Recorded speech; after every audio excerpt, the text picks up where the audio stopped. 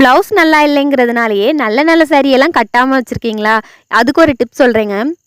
இது எனக்கு ரொம்ப புடிச்சு நான் எடுத்த சாரீங்க. எல்லாருமே சாரி எடுக்கும்போது சாரி கலர், டிசைன்லாம் பார்த்து தான் எடுப்பாங்க. பட் நான் வந்து ப்ளவுஸ் கலர பார்த்து தான் சாரி எடுப்பேன். ஏன்னா, என்கிட்ட நெறைய பிங்க் கலர் ப்ளவுஸ் இருக்கு. ஸோ பிங்க் கலர் வந்துரக்கூடாது அப்படிங்கிற மாரி ப்ளவுஸ் கலர பார்த்தே சாரி சூஸ் பண்ணுவேன். இதில வந்து ஸ்கை ப்ளூ கலர் ப்ளவுஸ் வருதுன்னு நான் ஆசைப்பட்டு இந்த சாரி எடுத்தேன். அப்போ நான் டெய்லரிங்லாம் ஸ்டார்ட் பண்ணல. அப்போ டெய்லர் அக்காட்ட குடுத்து தான் ஸ்டிச் பண்ண குடுத்துருந்தேன். எம்ப்ராய்டரி கேட்டிருந்தேன். அவங்க வந்து பெரிய பெரிய பூவா போட்டு வச்சுட்டாங்க. ஃபுல்லா நெக்க ஏத்தி வச்சுட்டாங்க. ஸ்லீவ் ரொம்ப குட்டியா வச்சுட்டாங்க. அந்த ப்ளவுஸ் என்னால வியர் பண்ணவே முடியல. அந்த அளவுக்கு வந்து ஷார்ட் ஆயிடுச்சு. ஸோ வந்து நான் வேற ப்ளவுஸ் ரெடி பண்ணணும்னு நெனச்சிட்டு இருந்தேன்.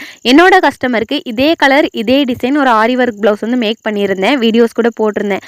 அப்பவே முடிவு பண்ணிட்டேன், இந்த சாரிக்கு இதே மாரி ஒரு ப்ளவுஸ் நம்ம மேக் பண்ணிக்கணும் அப்படின்னு சொல்லிட்டு.